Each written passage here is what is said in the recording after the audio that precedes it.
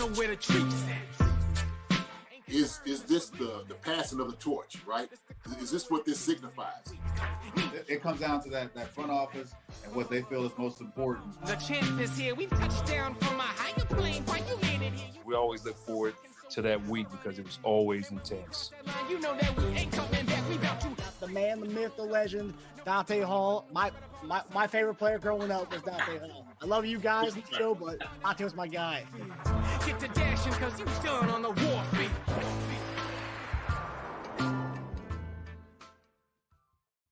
This episode of Chief Concerns is brought to you by betonline.ag. Hey there, Marcus Dash here from Chief Concerns.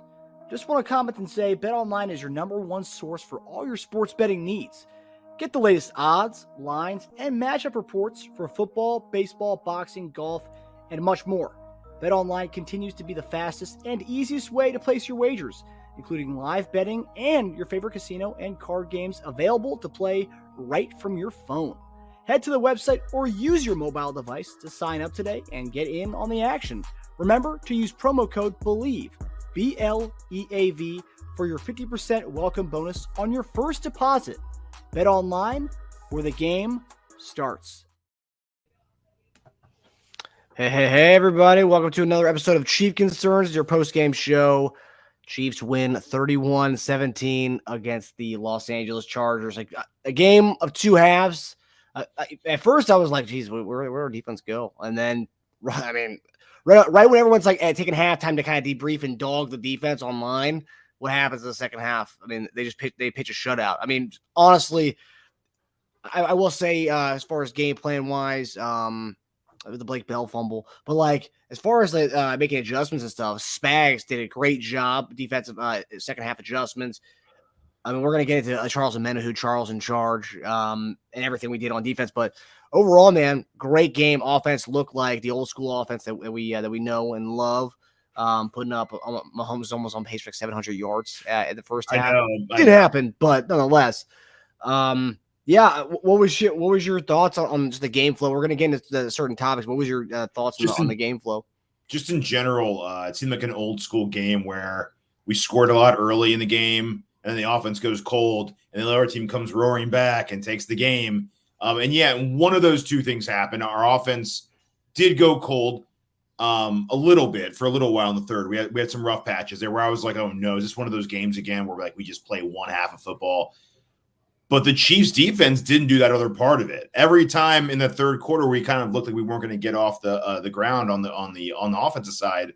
Our defense held them to a 3-and-out. And I was like, dude, this is just a different team overall. Mahomes just got a little impatient at times to turn the ball over. I don't necessarily agree with the Blake Bell fumble, to be honest with you. They said, what? It's funny. He said, if you have to start saying if, guys, then, it's not conclusive. Well, he was saying, well, if you slow it down or if you speed it up, well, if you have to manipulate the video to make it look like what you want it to be, then sure.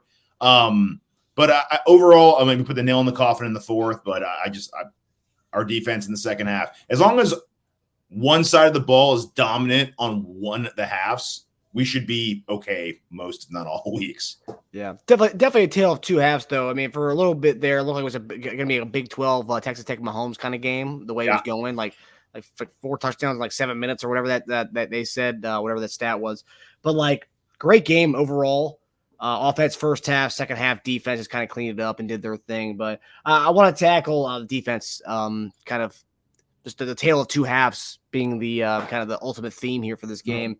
First half, obviously 17 points, lit up a lot of big plays. Secondary, it just seemed like there was a lot of lapses out there. I don't know if it was miscommunication. I don't know what it was, but Josh Palmer getting free, Keenan getting free on a lot of crossing routes.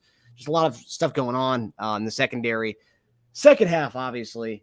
0 points allowed. 5 sacks, I think most, if not all, came in the second half of that game. Omenihu, obviously we're going to get in more in-depth in Charles Omenihu. Charles in charge. Omenihu's sack. Mike Dana with the sack. George Karlaftis with the sack. Drew Tranquil with the sack. Willie Gay with the sack. 2 interceptions. L'Jarius Sneed. And then Brian Cook with the game. Well, the game was over at that point anyway, but that pick at the end. Another game, another multi-interception game. We don't really get many of those guys. So it's a big deal that we were able to come up and do this. today, especially second half, to kind of close out the game and pretty much not let the Chargers know that they can come back in this game. There was never even a time where like Chargers were driving the second half where like there was a little bit of life left back in them. After that Josh Kelly touchdown, man, you never saw it again. There was no life back into that team again. So what were your thoughts on the defense and what we did as far as disrupting them? Talk about the tale of two halves, not really doing anything in the first half and the second half. But what was your overall thoughts on that? First, let me say that was the least amount of points we've held the Chargers to since 2019. So that's off the bat. That's pretty cool. As much as I want to just like go nuts over the pass rush and how dominant it was and how refreshing it is just to see a different guy look like he's dominating that series. And it wasn't just a Chris Jones game, like, right? I mean, obviously he takes up a lot of attention to help other people get, single coverage and whatnot. But the job we did in the secondary, I think, led to a lot of that. Herbert had nowhere to go for a lot of those. The job we did, especially on Keenan Allen, was incredible. I did some digging into that too. Lowest yardage against us, or lowest yardage he's had against us since 2017. Wow. Lowest catches of his career against us in that game. No shit. Yeah. As lowest before that was 5 several times. Never had, as far as I saw, never had a 4 against, less than 5 against us. Damn. Herbert 2 picks. I mean, Omenihu was, when I was watching, because that's the thing about our defense. There's so many guys to watch. Like I can't long gone are the days where we have like 1 or 2 guys to key in on and everyone else is like, all right, just try not to look that way and you won't get too upset. But even Romo called it out a lot. A lot of our sacks were just coverage sacks because our guys just had lockdown. Love the 5 sacks, obviously. Love that Tranquil got a sack against his former team. That was he was going nuts in that, especially specifically the second half of that game. Yeah, you could tell he was going against his old team. Well, we might be leaning on him a lot more because they were saying Bolton was screaming in pain on the way into the locker room. So that's what to have. Hopefully, just hoping for good news there. I saw that he was grabbing his jersey right there when he was going down, and then someone fell on. So he might have just gotten jammed up there. But again, hoping for the best. Depending on what that break is, and we've seen in the past, we've seen guys like Patrick Willis put the club on and just it's a badass look. I don't know. I mean, guys have done it. I don't know what the injury is severity wise. We're going to find out hopefully tomorrow maybe. And Bolton looks like a club guy. Yeah, Bolton's old school. I could see definitely Bolton rocking a club, Patrick Willis style. I do agree. Like the way the defense kind of came out and just it looked like first half was kind of, I don't know what it was exactly. It looked like we were kind of letting Chargers hang on the game for whatever reason, whether it was schematically, I don't know what it was. But defensively, it was like it went from kind of turn back the clock a little bit. It was like 2018 Chiefs, and then first half, and then second half, 2023 Chiefs. I mean, that's the defense that we have this year, and this is the defense that it is. And I think it was after the game, the CBS crew was saying like this defense is for real. And it's also funny when the CBS crew saying that Bill Cowher's right there. Bill Cowher, of course, is part of our 90s special defenses that we had back in the day with DT and them. So, yeah, I mean, like, across the board, like you said, it's not just one guy. We're not just looking at Chris Jones. We're not just looking at Nick Bolton. We got Willie Gay, Drew Tranquil, Karlaftis, Omenihu now. I mean, it's honestly, like, it's special, man. We haven't had it. We've talked about this before. We haven't had a defense like this in so long. But now we got guys across the board. Defense, and it's Snead, Cook, Mike Edwards, a guy I've been praising since we got him. I thought it was an underrated signing. And he almost had the 3rd pick. He almost had the 3rd pick. Yeah. And every game he's attacking the ball. He's almost actually getting a pick. If you look at, I think he should have at least 3 or 4 interceptions this year based on where he's at and playing the ball. He's just a ball hawk. That was kind of what his thing was when he came over, and really seeing that so far. Was there anything that stuck out to you? Just looking at the offense and looking at the defense in the first half. What do you think was kind of the deal? Because it looked like there's a lot of miscommunication in the secondary there. We had guys getting late getting over top. I mean, Palmer was running free on one of the bombs he had. I was like, what's going on here? And there was a couple broken plays like that in the first half. Did you notice anything? I mean, obviously we don't have JD here to kind of break down the X's and O's with us tonight because for anybody who's listening who didn't watch the show this week, JD's at the game celebrating the OG, one of the best kick return man of all time in Dante Hall. He was inducted in the Ring of Honor at halftime today. JD was there. Our guy EW Warfield was there. A lot of the old school guys were at the game tonight. But yeah, what did you what did you make of what they did to us offensively in the first half? Well, they had the first punt and then the field goal, and then they had 2 touchdowns, right? I think that's how it went for them. In the 2 touchdown drives, they weren't like turnover in the red zone. They had like the 20-yard drive, right? They actually drove on us a good amount.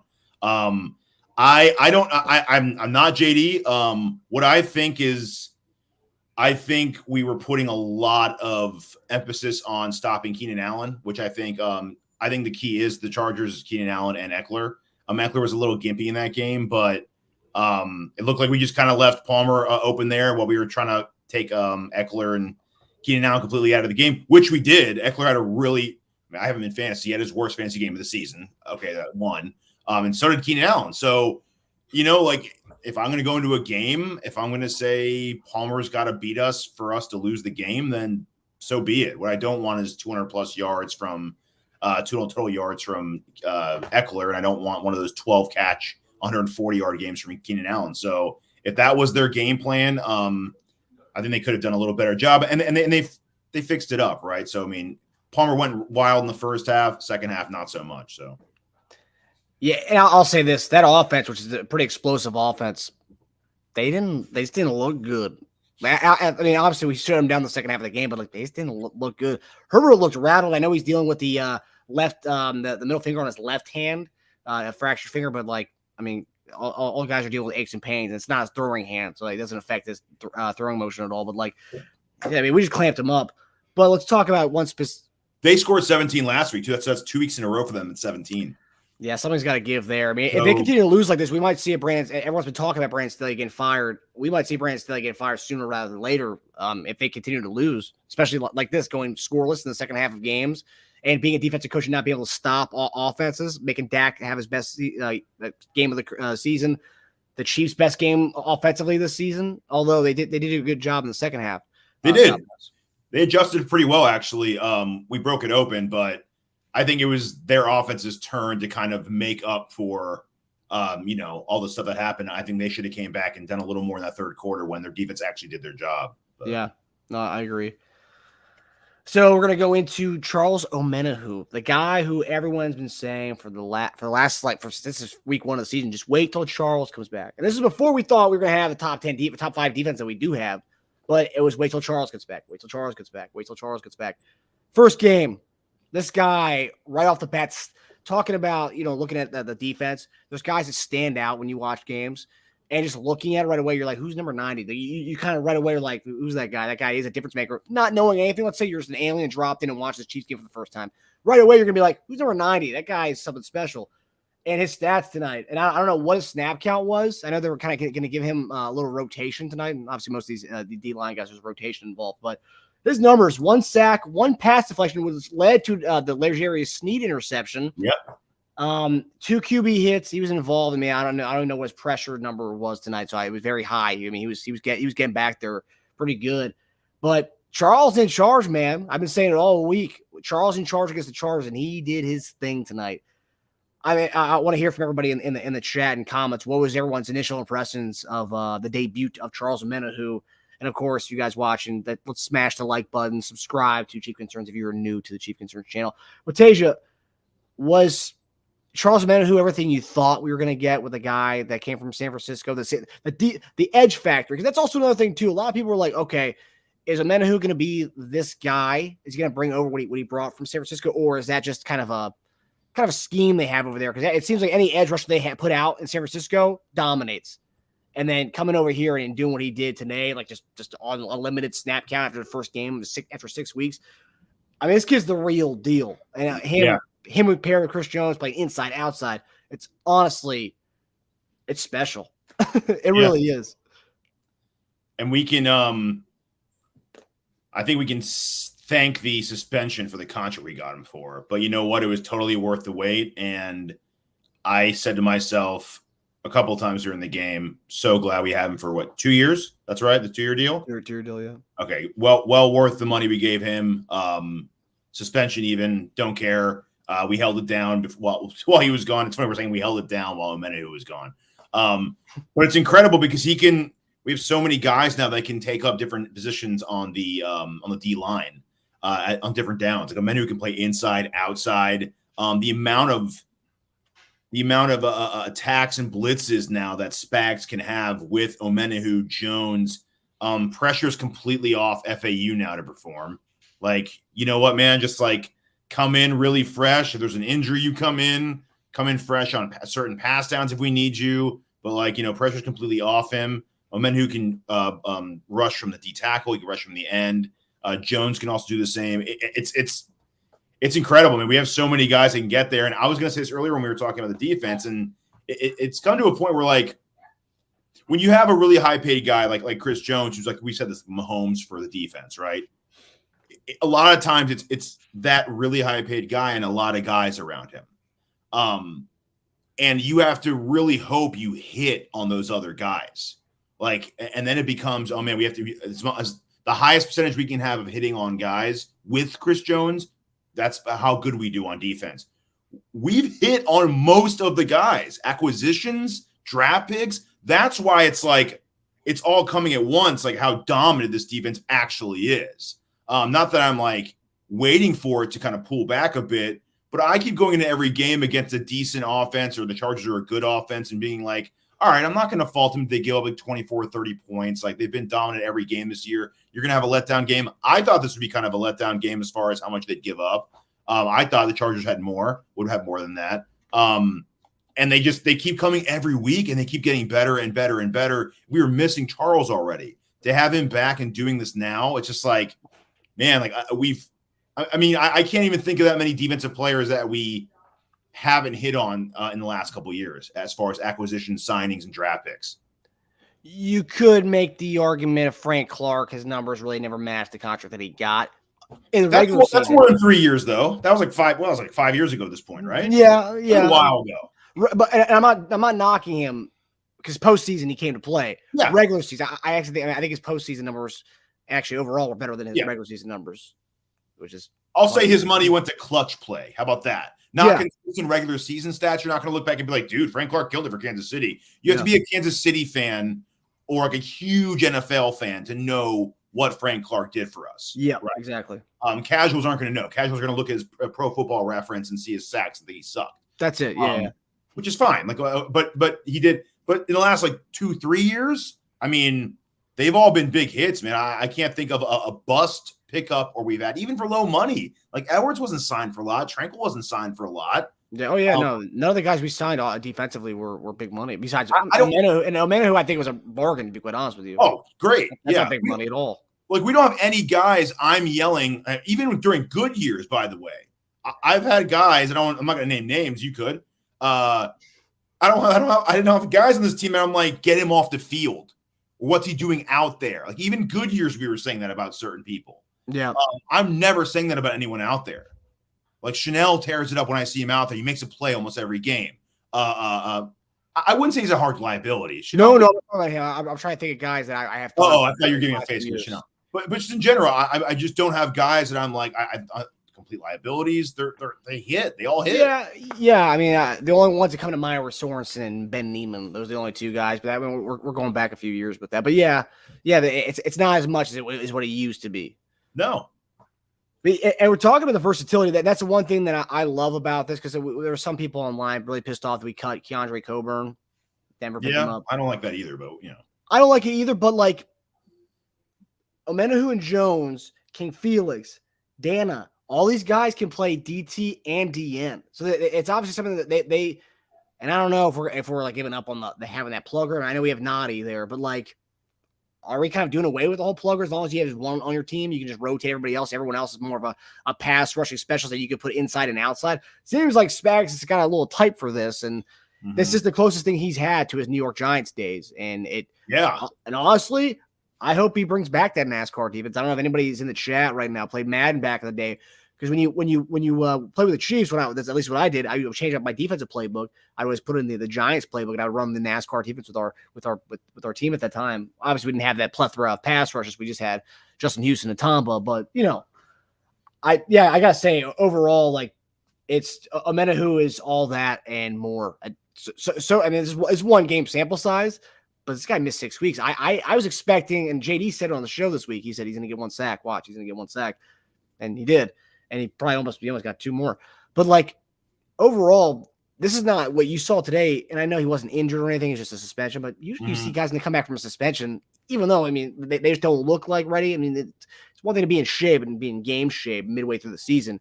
He was ready to go, ready and be on to the same go. page, like Yeah. playbook wise, assignments wise, right? Yeah, And like you even forgot when you're naming guys, Malik Herring he's even showed up this year, right? I know. Dan has showed up this year. I mean, so we have like it's funny when we let go Coburn, and part of me was thinking like old school Chiefs with a lack of defensive line talent. Like, I can't believe we let him go. What are we thinking? We're not like that anymore. We're the team that can afford to let go of a talented, take a shot on defensive lineman type and like not be burned for it. Yep. So and plus, there's still rumors that we're going to bring in Frank Clark and also talk about having a plethora of pass rushers.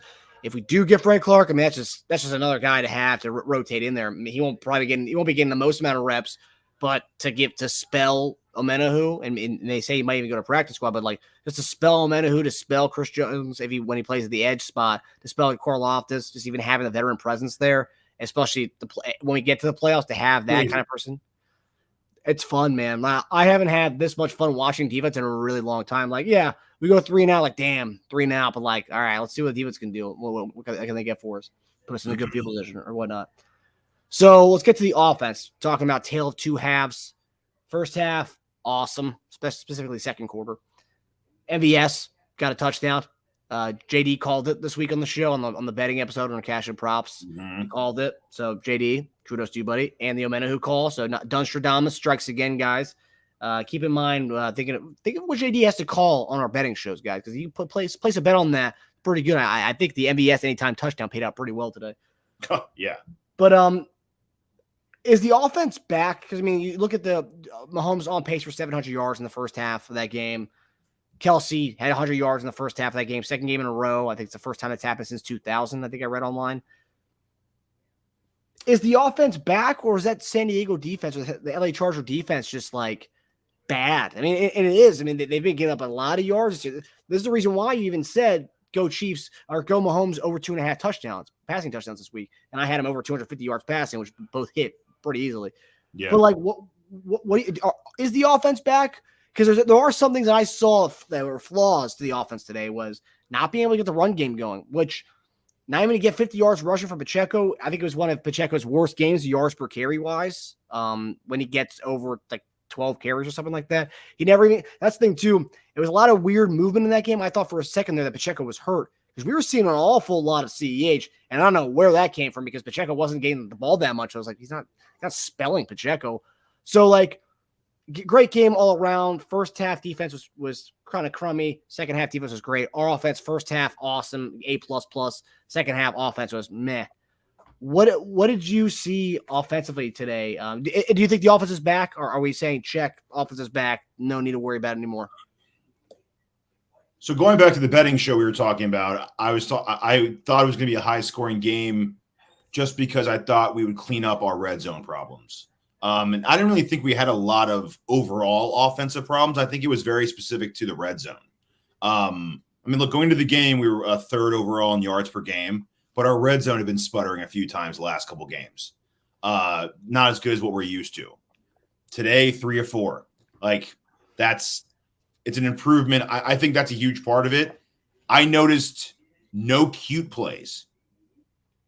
Did you see any, like, 3rd and 2 bell up the middle type plays or like jet sweeps at the most inopportune times? None of that shit. It was like, play your game, play your strengths, take what the defense is giving you, took a couple shots maybe she shouldn't have. But overall, it was him just getting out, finding an open spot. I think the Chargers did a great job of adjusting and putting way more pressure on guarding Kelsey, which made us kind of force over someone else. But again, if we just have one guy step up other than Kelsey and have some good yak chunk plays, it's gold. And the other thing was, too, it really opens everything up when you have big plays. And we haven't had a lot of those this year, right? I haven't done any deep diving yet, but just looking at the longest plays for the game, 53 Kelsey, 46 MVS, 37 Rashee Rice. Fourth was McKinnon at 27, right? So if you come out to previous games, you got like Broncos, for instance, longest plays, 40 from Kelsey, 28 from Rice. The one before it was 33 was the longest Watson play, and 20 from Ross before that. So we just had our fourth longest play, like this week, was basically one of our longest plays in previous weeks. So when you do that, it opens up everything else. Like Romo was saying, the flats were wide open every time. So, I mean, at worst, Mahomes just knew he was going to get like 5 or 6 and get like a manageable third down every time. Going into the last drive, the third downs were pretty close in ratio between us and the Chargers, but they got a lot worse in the last drive. They couldn't get any third down, so we did win that battle in the end. But I just think picking up clutch thirds and our red zone was just on point and no Q plays. I've been anti-Q play for quite a while. Yeah, I think everyone in Chiefs Kingdom has been anti-Q play, having KT throw bombs. I mean, it doesn't make any sense. We're seeing some comments here. Mike L. There are too many wideouts, 8 receivers, and some getting a little rhythm. True. I mean, as far as receivers getting rhythm, I think it's just kind of when you have so many receivers, you want to kind of get everybody's burn and kind of give everybody the same amount of playing time, or at least if some guys aren't doing anything, like I think you even mentioned on this, Tony's still quiet, MVS best game so far. Rashee Rice is nice. Ross pulled off the field too quickly. Yeah, we'll talk about Ross's route. Sky, one good catch, and Hardman came in. And Hardman, this is interesting. So Hardman in today's game alone matched his season catches and yards, and also matched his targets. So in all games he played with the Jets, he had 3 targets, 1 catch for 6 yards. Then he had 3 targets and 1 catch for 6 yards. So welcome back. It's nice having a return man who can also play offense, isn't it? Oh, yeah, 100%. So you have a guy who can contribute in multiple parts of the game. I think we, at least as a one-game sample, we see who Hardman's going to affect the most as far as playing time, and that's probably KT. Yeah, KT very quiet today. KT and Tony, or not KT and Sky, one catch each. I thought we were going to start to get them more involved today, but I don't know.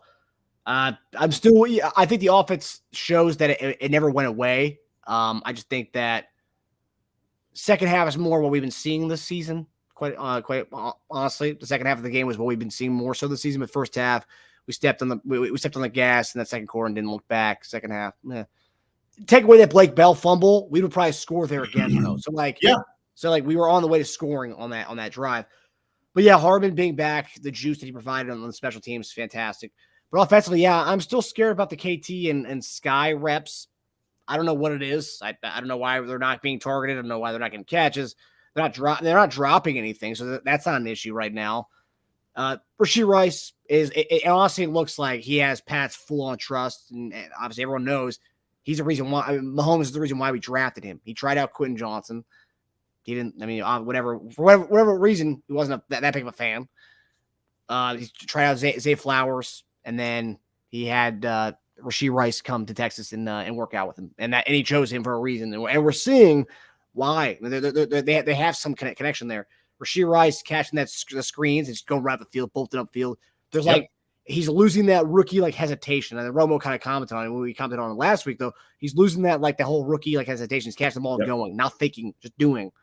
So it's great, and it's great that we have a guy, and it was just going back and forth. He was literally going to Kelsey Rice, occasionally somebody else, but he was going to him, to Rice and Kelsey. Justin Ross, he was getting some reps around the red zone today. I saw him getting a lot of red zone reps today, and kind of reps all over the field.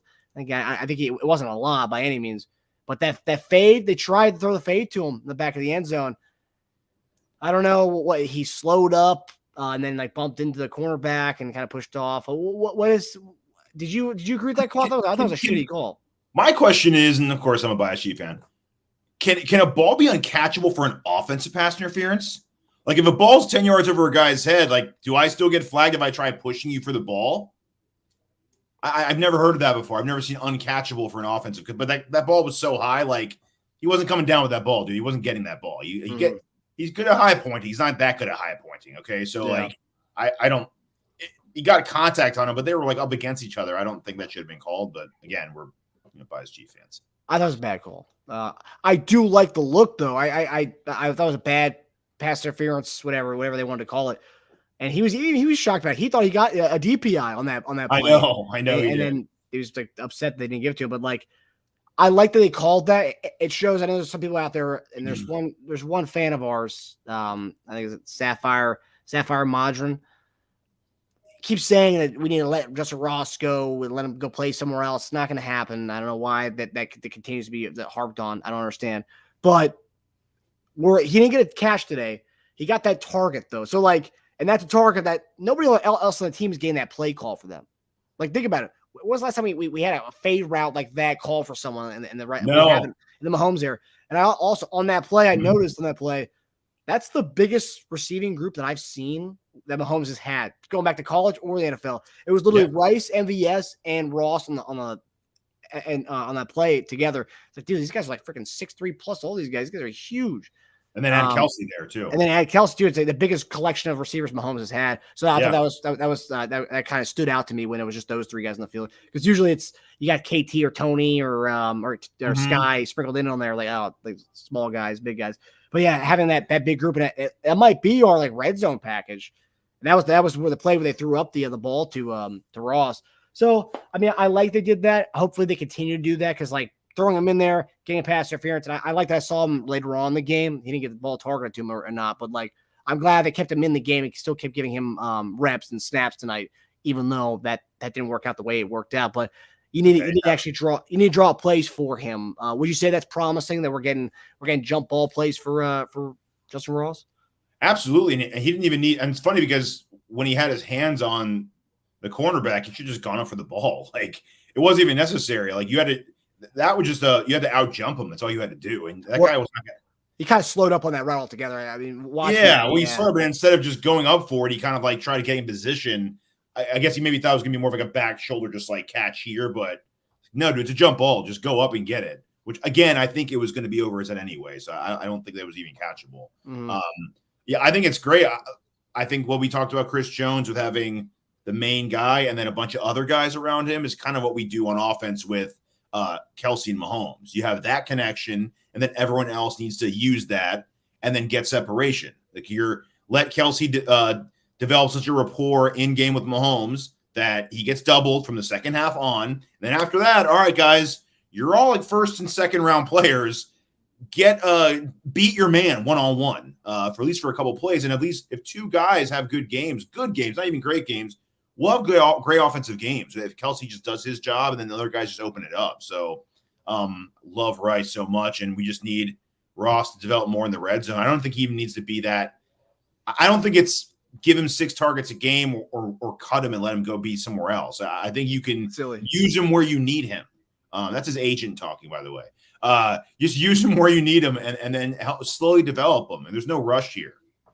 Yeah. No, we're not cutting him. It's just it's a ridiculous thing. Cut him and let him go elsewhere. And like I think, and I'm not trying to harp on Sapphire Modron here, our commenter, but like to say they need to let him go. If I'm Ross, I'm asking out. He's not doing that. Like this team literally took him undrafted free agent, let him sit a year. Kind of this team has his back, his best interests. They want him to succeed, and most people in Chiefs Kingdom want him to succeed. Outside of a few content creators who aren't, for whatever reasons, are anti-Rossers, but whatever.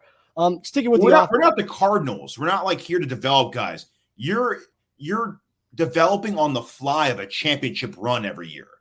So when you come here, your one catch a game might seem small and mundane and insignificant, but it's a big deal because that one catch contributed to our championship. Yeah. So when you're doing that here, it's different. You're learning on the fly of a really successful, finely oiled machine. That's why you don't get a lot of guys complaining. That's why you don't get those guys doing that here. Even like Tyreek Hill, who has a big mouth, right? He didn't really cause trouble here because we're winning, dude. Like, what are you going to complain about? Yeah, and also too, with that, the championship pedigree this team has, how many guys are getting plays called for them? Like, yeah, you have the jet motion stuff, but like Ross clearly had a play that was drawn up for him to go up and get the ball today. Yeah. No one else is doing that. So that's one thing. Like, yeah, that was the only target he got. He didn't get any catches, but still, he had a play drawn up for him. So I think that's a step in the right direction as far as the Ross movement and getting him back on the field and getting him more reps and snaps and stuff. Well, let's talk about the running game today. Oof. One of the worst games in Pacheco's career when he gets more than 10 carries. 2.5 yards a carry. Pretty rough game. I mean, he provided some juice in the passing game. I knew he was going to dominate as far as catching the ball out of the backfield. Like I called that. I mean, San Diego cannot stop the running backs out of the backfield. So great game receiving the ball as far as running the ball. And I don't know if that was an offensive line thing. I know there was some little bit where Donovan Smith went out and Wanya Morris came in at the left tackle spot today. So like, I don't know what it was. There wasn't much movement up front to get the guys through the holes and stuff today. It didn't seem right. And also, like, can we cut out the stretch plays with CEH? I'm so tired of the stretch plays with CEH. It literally never goes anywhere. Like, and I'm not a CEH hater by.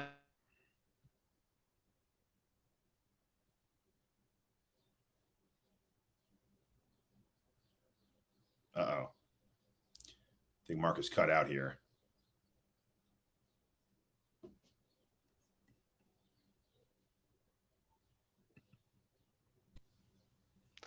Sorry, guys. My internet went out for a second. But yeah, we don't have Jamal Charles back there. We have CEH and Pacheco. Like, yeah, Pacheco's great, but CEH, let's not the stretch plays with him anymore, please. So Teja, thoughts on the running game tonight and what you saw from the guys up front? I've called out a few of Pacheco's lower yards per carry games in the past few weeks. It's not a shock to me now. Why I don't get super down on him for a couple reasons. So first off, this is the fourth game that he's averaged less than 4 yards per carry. So it's kind of a theme here. What I do like about his game, no matter what, is that he's not a home run or strikeout guy. He's not a chunk or nothing guy. He gets 3 to 5 every time he touches the ball. Right. So it's not like he's one of those backs who has like a 60-yard run in the first quarter and the rest of the game he has like 15 yards on like 9 carries. Right. He's a guy who he moves. So it's effective. His job, he does very effectively, which is getting us to manageable second and third downs when we need it. So I'm not going to be too down. And he's a 7th round pick. I'm not, and his contract is a 7th round pick's contract. So I'm not going to, just because he has a few good games, we think he's the next coming. Doesn't mean I'm going to start giving him Saquon Barkley expectations every time he touches the ball. I realize what he is. He's a stomper who takes tough yards, holds onto the ball pretty well, and gets 3 to 5 yards no matter what. And if you look at the two of his worst games, where he averaged 2.5 and 2.9 against the Lions, the only games that he didn't have a carry for over 10 yards in that game. He had 1 for 6, and against the Lions, his longs was 7. So that's part of it too. And not that those are huge chunk plays. He's not breaking Jamal Charles 90-yard runs, but I don't think we're expecting that. But if he gets at least 1 10-yard carry, I think no matter what, he'll have at least over 3 yards a carry. My goodness. But CEH, man, I don't want to pile it on. I've said a lot of bad things about CEH over the last few weeks, and I used to defend CEH a lot. And maybe like we telegraph the run on those plays that he gets it, but they don't. And he runs hard. And I know JD brought this up last week too. Like the blocking wasn't great on those carries he had last week. But a whole season of the run blockers don't block for you. Are you not taking them out for dinners then? Like what the hell is going on? Like what? You're not buying them rings and watches in the off season? Like something's going on, dude. If they're not, I'll take that from a game or two. But you tell me every game in the entire season, run blocking just doesn't happen when you get the ball. Come on. I will say today, just sticking with Pacheco, and I think Micah talked about the rhythm as far as receivers. I think today, because we talked about Pacheco as kind of a rhythm, like getting in a rhythm running back. He needs the carries to kind of gobble it up a little bit. He only had 12 carries today. I mean, I think it was probably his lowest carry. And I'll say the running back rotation was very random and weird today. This was the most I've seen CEH on the field. I thought there was a moment there where Pacheco was hurt because we were seeing a little bit too much of CEH. He wasn't getting the ball, but like he was in there. Like, what's going on here? And he's not the best pass blocker. So like him being in there during the passing downs made no sense. He's a solid receiver out of the backfield, but like that should have been McKinnon, or let's get Pacheco in there. So not like, enough McKinnon. Well, yeah, there never is enough McKinnon. After you broke a play that got called back, a 60-yarder, like he's got juice today, guys. Let's get McKinnon more involved. 2 games in a row, McKinnon got a big play call back on a very similar thing, but I think both were blocks in the back. Yeah, I don't know, but I mean, overall, it was a very impressive game. We saw the offense and defense both do their thing this today, and like, hey, I'm seeing the offense do what they did in that first half, and then seeing what the defense did in the second half. Give me that and then some. Lastly, I want to say Micole Hardman, just a special teams touch. What do you think of Micole Hardman? We talked about his just presence being there offensively, but seeing a guy come in there, and I thought we talked about it, he was going to have a punt return on the day Dante Hall gets to the Ring of Honor. He was so close to it. So close. Yeah. What did you think of Micole Hardman being back? I was happy, man. It's so nice to have like a guy that can play. We were so hard for a return man that we just had a return man only returning. To have a guy that can do that plus take some pressure off your guys who are, having drop problems or whatever. He knew the offense already. It was an instant fix. He might actually be one of the best offensive in-season acquisitions we've ever had. Well, that or Kadarius Toney last year. Yeah, sure. And why was his? Because of a good return he had in the Super Bowl. There you go. So it's like we're getting return men in season. There you go. That's an easy transition to make. A return is a return, right? Mm-hmm. But it's nice to have a guy that can do both and who has rapport. And I'm sure it was like a sigh of relief for him and appreciation. Not that he was having a bad time in New York, but he wasn't playing football. You know what I mean? So he went to go out look for new opportunities. He got a little money. The opportunity wasn't there, and he came right back and just kind of hit the ground running, man. It's good to have a guy that we can rely on for multiple parts of the game, special teams, and that. And he's so loved in the locker room. You saw that on that return. Everyone was so juiced up. And yeah, you saw great. The clips at practice this week. Everyone was so happy to see him back in the building. So we're going to edit here now, guys. I'm seeing some comments here, so I'm going to touch on some stuff before we head out of here. And remember, tomorrow, 2 p.m., JD and I will be on Bleacher Report's live stream doing our grade show from today's game. But and then also, if you guys can't make it to the live stream at 2 o'clock tomorrow on Bleacher Report, we'll also have the episode on Apple Podcasts, Spotify, and on our YouTube channel. But I'm going to round out here with some of the comments and stuff from everybody. So we were talking about Nick Bolton's injury. So I'm seeing from Blueberry Wilbur, they said it's a dislocated wrist for Bolton, and he should be good in 2 weeks. I thought that's what it was. Dislocated wrist.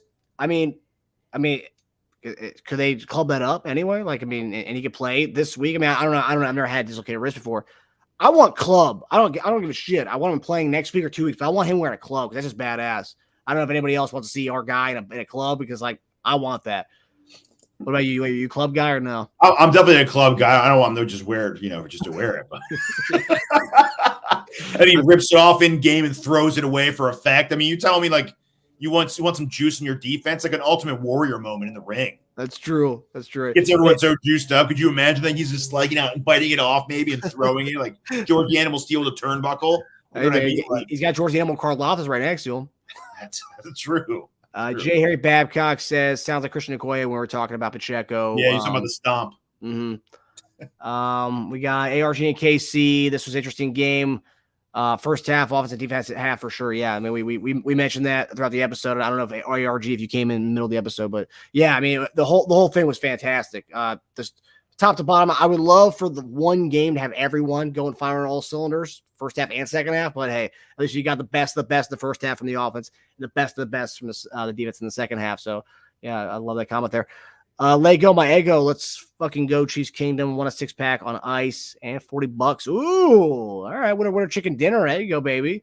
I need Philadelphia to win tonight. Then I'll win my bets for the day. So I'll be very happy about that.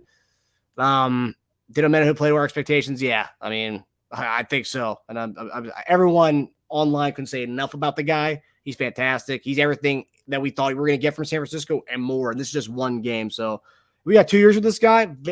As long as he doesn't get suspended next year for 6 games, I'll be happy because I want to see this guy on a full year of games to see what his sack number can be and his pressure number. Hit that like. Yep, damn right, hit that like. Tony Romo was super biased on Chiefs turnover. Yeah, I didn't really. And Stereotor too with that whole Blake Bell thing. It was not. That was one of the worst calls I've seen, and we won the game. So, but that was a really bad call. He had the ball for a second, and he never made a move with it. So, yeah, he gripped the ball. I've seen plenty of guys grip the ball, and it's an incomplete pass. So, that made zero sense to me at all. My wife thought he was very biased on the almost turnover of Pacheco. She thought he was really pushing for the turnover there. I was like, yeah, he's pushing a little hard. He's really trying to convince them that it was a turnover. Yeah. No, but if you look at the rip, well, okay, you don't judge turnovers on a rip, dude. You have to see the ball come out. Yeah. I don't know. I think they want to be more competitive of a game. That's right. That's why I think that Blake Bell fumble. I think they wanted this game because it was getting. We scored there. That game gets out of hand, and that's early in the third quarter. They didn't want it trending. They didn't want people tuning it off. I think. Yes. Yeah. ARG and KC. How much credit does Swift get for Kelsey's performance? All. No, I'm joking. Hey, I'll say this. Since Taylor Swift's been there in the building, he's looked phenomenal. Obviously, the Jacksonville game was his first game back after the whole the hyperextension or the bone burst that he had. But overall, I think he's been fantastic. I don't know if it is a Taylor Swift effect. You could even say was today offensive explosion? Was that the Micole Hardman effect? Maybe playing good from his old boys. And I will say this: JD said that MVS is gonna have a big game today because of Hardman being there. And you know what that means? That means, okay, guys, we're not happy with what's going on in the receiver room. We're bringing other guys in town, and that stepped everybody's play up. Rasheed Rice looked good. MVS looked fantastic. Tony Romo cannot stop mentioning Tyreek Hill. He's so frustrating. Yeah, I'm done with the whole Tyreek Hill thing, but we're gonna hear about Tyreek Hill until he retires, quite frankly, because the guy can't stop talking about the Chiefs himself. So we're going to continue to hear about Tyreek Hill. His career will always be connected with ours, as much as that sucks, but he will. Yeah. And then also, too, if we lose that game in Germany, that'll be awful. So let's hope and pray we win that game in Germany, because I do not want to hear about Tyreek Hill beating the Chiefs, because we'll hear about that for a good minute. All right, last one here, guys. We're going to head out here. He had possession, and his hip leg was already down before the ball even started to move.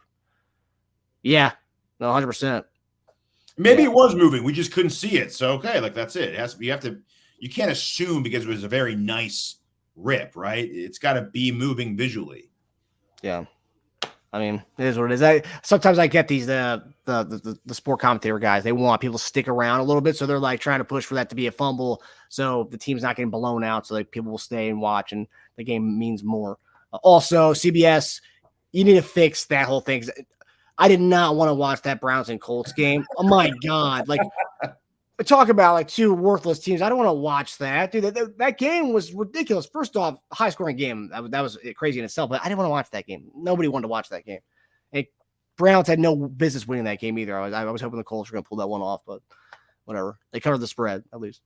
In the future, if anyone else is affected by that, go to one of the apps, CBS or Paramount Plus. They actually let you split the screen that game.